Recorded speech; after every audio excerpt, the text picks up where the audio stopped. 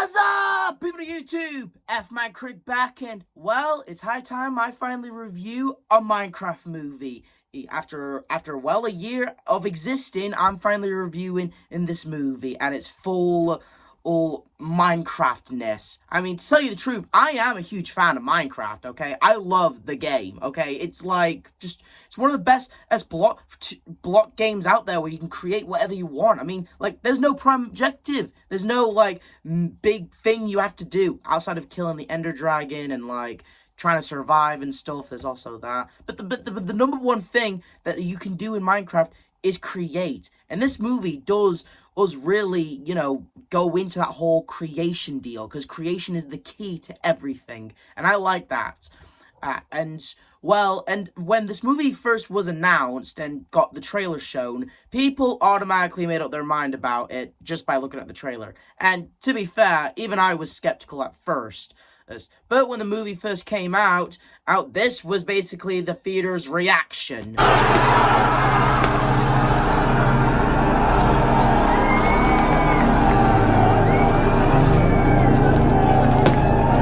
Fuck brings a live chicken into the movies, honestly, here. Like, I knew the movie was gonna be kind of a smash. Like, when I first heard about it, yeah, the people definitely are tearing the trailer apart, but I had a feeling that the movie was gonna be a smash, but I didn't think it was gonna be that big of a smash. As people bring in live chickens and going absolute ape shit in their seats, and goddamn, it really snuck up under me, that did. And you guessed it, the movie was a smash, so much so that it's getting a sequel scheduled to release next year. And what is this movie all about outside of the video game that it is? Well, the movie starts off with the narration from Jack Black as Steve in this. Which, quick fun fact actually, Jack Black wasn't originally supposed to be Steve in this movie. He was supposed to play as a pig. Hell, I heard they were going to get Steve Carell to play as, well, Steve. But they couldn't get him, and, you know, movie was taking a while and stuff, and, like, you know, this movie had a lot of stuff. Like, it had a lot more production hell than the Five Nights at Freddy's movies did, okay? But, you know, here it is now, and, well, Steve, he earns for the mind, but a grumpy old man tells him to get lost, and he did the worst thing he can do. Grew up. He had everything, except for his soul, but he wanted to go back to the mines, and eventually he did. And he found two cool thingies and combined them, and you guessed it, opened up a portal to the Minecraft world, or as they call it in the movie, the overworld. And where Steve, because honestly, to tell you the truth, in this movie, Jack Black, he doesn't really, like, play as the role as Steve, right? I mean, he's just being Jack Black. Okay, he's not being Steve, he's just being himself, and I think a few people can agree with me. Hell, even when I was watching it for the first time, I definitely know that he's just being himself, which I'm not against, but I'm just like, how did Family Guy put it in? Edgar, could you bring me some tea? Yeah, that's one way of putting it. But the more that I thought about it, the more I realized about this. When we play Minecraft and when we play as Steve, we can make Steve whoever we want him to be. Like, and how we portray as Steve. So when Jack Black is on set and being himself, really, he's actually portraying how he would play as Steve in Minecraft, and how he would, like, we all play as Steve in Minecraft, and we can all do what we want as the character. And so if Jack Black wants to be himself as Steve, then that's his way of being Steve. So I guess it's cool when you think about it, because he's just being his own Steve, like how we would all be our own Steve when we play Minecraft. And so he enjoys the overworld and enjoys every second. Eventually, befriending a wolf that he names Dennis, and him and Dennis, they build whatever they want in the overworld, and the years fly by. But eventually, Steve eventually goes to a portal that leads into the Nether, where he meets up with Malgosha, the villain of the movie, whose whole end goal is to go to the overworld and steal all of its gold and resources. And Steve, feeling like the overworld saved him, now he feels like he has to save it. So he sends Dennis to go to the real world, and eventually we get introduced to the other characters of the movie. And honestly, this is the part of the movie that gets like, I don't know how to say it. Like, it doesn't get bad. I just mean like, for example, like when we catch up with the two characters of Henry and Natalie, see if this sounds familiar. Their folks are gone. The mom recently just died. They're moving to a new city, and they're the only ones who have each other. Pretty much seen that in like every movie ever. And the town that they kind of live in, like, I don't know, it's just something about the town, just like, it's just kind of like, I don't know, I just can't put my finger on it, but when we get to the Minecraft world, that's when things start picking up, and, well, being a Minecraft movie, but, like, I'm just saying, the part before we get to the overworld is just kind of, I mean, Henry gets bullied by some jerks who think he can't, who mock him for being creative or wanted to build a jetpack. And he eventually builds a jetpack, but the bullies sabotage it, and, like, why? Because he's new or something? And, like, dude, who cares? He's making a functioning jetpack, and because they're sabotaging, and the jetpack goes haywire and crushes this potato chip mask on the factory, and, like, making Natalie lose her job, and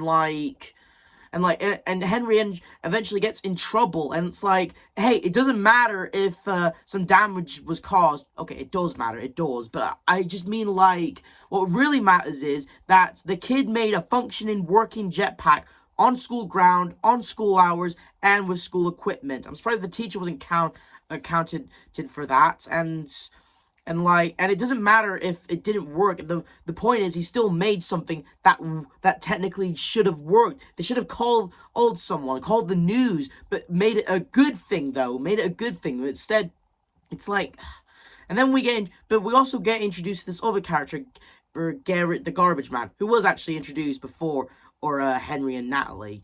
And basically, this guy, he's living in his past, and he was a successful video game player known as Garrett the Garbage Man. He was a legend during his time, but nowadays he's kind of a has-been. He can't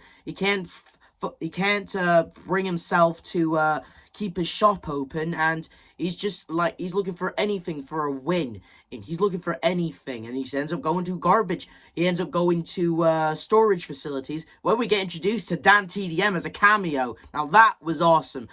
Seeing Dan TDM in this movie brought a smile to my face. Not just seeing him, like, not since seeing him in Minecraft story mode has this felt any good, okay?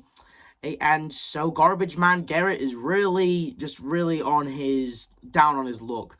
But him and Henry do quickly meet up and kind of befriend each other, and eventually from the storage facility, Garrett finds this the Orb of Dornaments, and Henry goes, and they go to where the portal is, and Natalie and Dawn. So Dawn was established earlier in the movie. She's kind of funny, but we'll get to Natalie and Dawn's roles in the movie soon. I promise you that. They eventually end up to the overworld. They're naturally freaked out, especially when it hits daytime, and they're attacked by skeletons, spiders, creepers, basic Minecraft villains. And eventually Steve comes in and does the famous line, I am Steve. Quickly the whole gang team up, and eventually they're a team up, and they can't get home just yet because the glass thing that was holding the blue thing is broken, but thankfully Steve's got some spares that they can get. And we get introduced to the village, which, quick fun fact, actually, this movie, like, even though it's clearly all made by CGI, it wasn't all made by CGI. Some of the suits were actually, the villagers weren't just CG models, they also, were filled with actors that were wearing actual suits. This movie wasn't just all CGI. They had, actual square-shaped props, and it was really cool to know that they didn't make the movie 100% CG, and that was pretty cool actually, but not as cool as this. Whoa, is he some kind of king?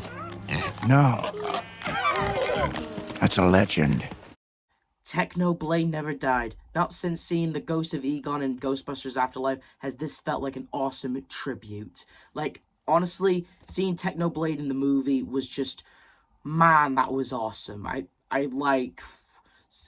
Finding out how he got put into the movie. Apparently the actor who played the actor who played Henry, he eventually told the producers of the movie about Technoblade, talked about what happened to him and why they should add him in the movie. And good call that they did that. Because, man, that was awesome. The part where Steve calls him a legend. Dude, when you're called a legend by Jack Black, you know you were a legend. And some legends never die. For Technoblade, I say. And of course, I have to talk about the Lava Chicken in song. And the Lava Chicken, I heard that this song was 100% improvised by Jack Black himself. Like, the second he turned on that lever, he started improvising. It's in something that eventually become a killer soundtrack. And it shows. Like the first time I watched it, I automatically knew, okay, this is going to be a new soundtrack. It's going to be available on, like, something like iTunes or something. And yeah, eventually it did. And it's like, it was really cool. Like, it's just proof that Jack Black is just pure concentrated awesomeness. I mean, let's be honest here. That man can turn in any kind of, like, little tiny little jingle and turn into a kick-ass soundtrack, okay?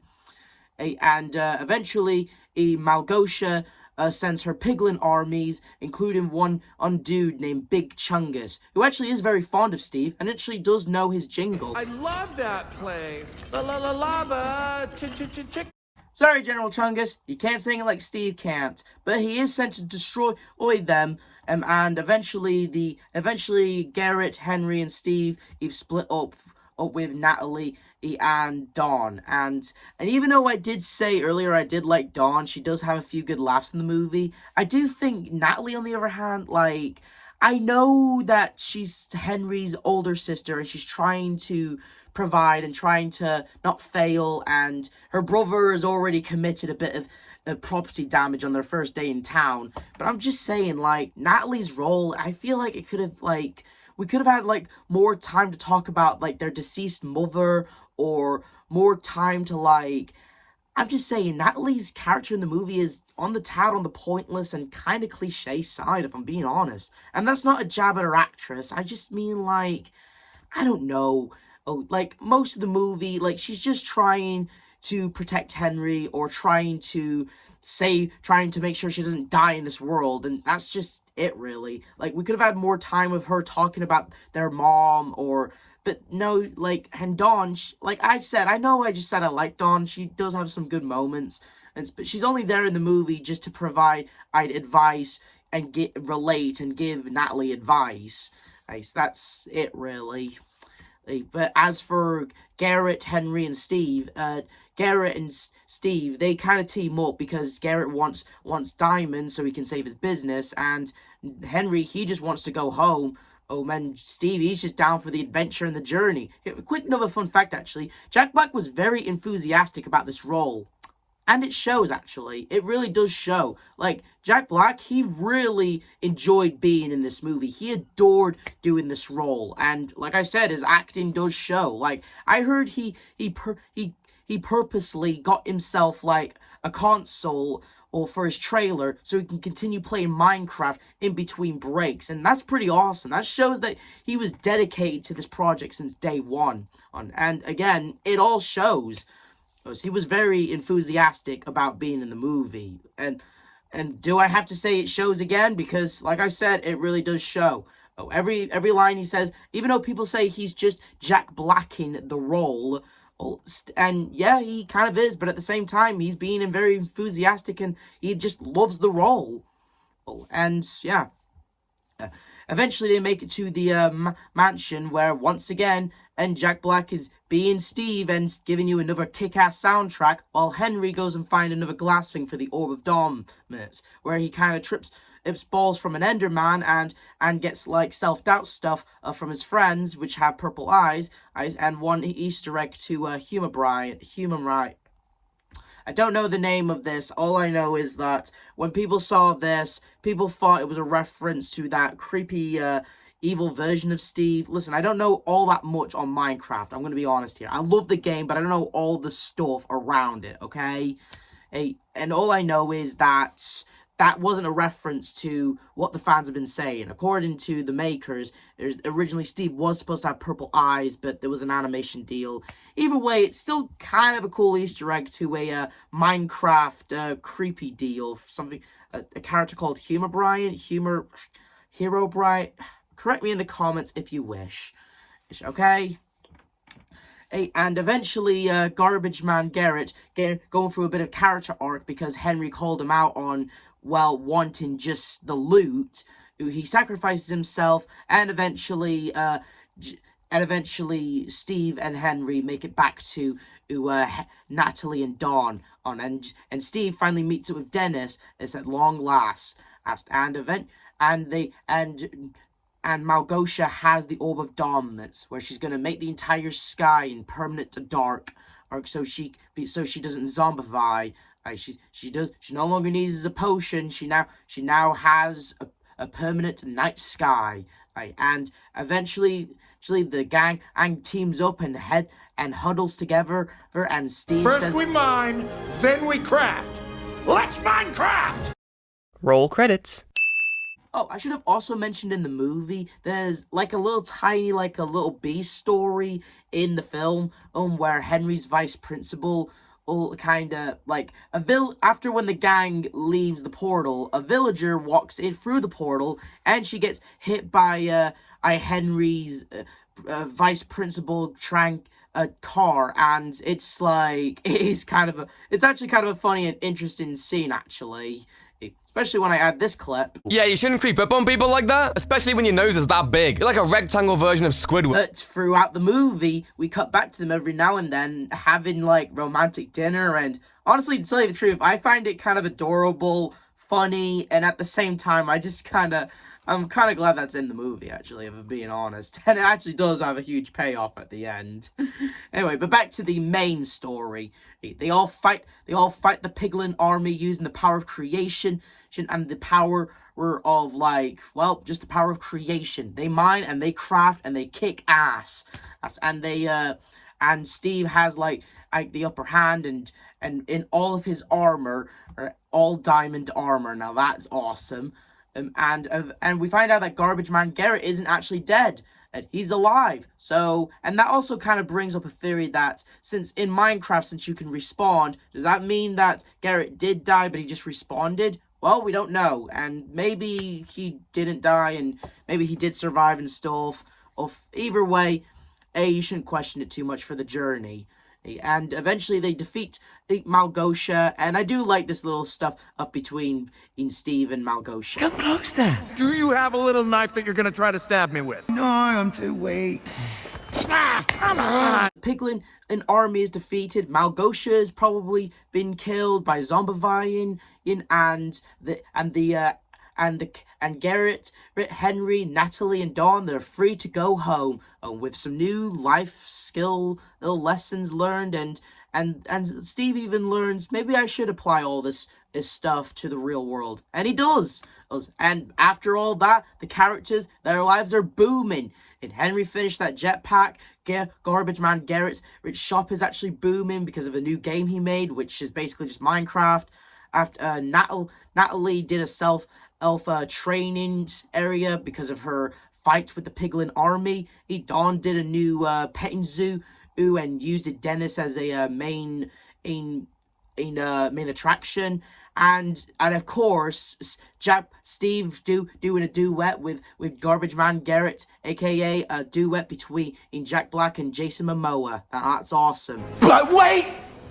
There's more! You're right, there is more, because as during the credits, we get to see Henry's vice principal and the villager, and we also get to know who the vice principal's ex-husband was, Henry's teacher Clemente. Turns out him and her were once married, but they just recently divorced and stuff. And it is quite, and this part kind of blew my mind a little. The villager, he eventually starts talking. She's right, Clemente. You totally blew it. And he's got the voice of Merkama from Disenchantment? Marlene, ever since we met last night, I wanted to say, would you marry me? Yes! Yes! 1,000 times yes! Now that first time watching, and I loved it. I don't know what to say about that part. Like, it kind of, like, you'd think, like, first time watching, when I first saw the villager and the vice principal and Marlene together, like, I thought it was kind of a pointless, but at the same time kind of funny side of the story. But turns out it did have a huge payoff at the end. We find out that Henry's teacher was the ex-husband, and through the power of love of villager now can speak human, and Marlene can speak villager. God damn, that got me going. And that was the Minecraft movie. And what to say about it, honestly? Well, I will certainly say this, though. People were losing their shit over this movie. Like, you'd think this movie was doomed to start. Like, it was, like, people, first time seeing the trailers, we all thought it was doomed to start. But because of... Chicken jockey! became a massive hit, and like... yeah, some people love it, some people are mixed on it, some people criticize it every now and then, but personally, I like this movie, because there's one thing I will definitely give this movie a lot of credit for, that it was for the fans. It was for the fans. And like there's a lot of stories to this movie of this movie. Like, it was for the fans, plain and simple, and I loved it for it. Like, it was in more production hell than the Finance of Phrase movies were, and like, but it managed to get out there and just be a Minecraft movie, and like, it really was awesome. And yeah, there's nothing more to say. I love the Minecraft movie, and I love Minecraft the video game, and I even adore Minecraft story mode. But I'm just saying, this movie, it was quite a ride, quite a journey, and quite a mine to craft. And, like, yeah, this is the F-Man Critic telling you to like, subscribe, hit notification, and see you guys next time. Skibidi boop ba boom.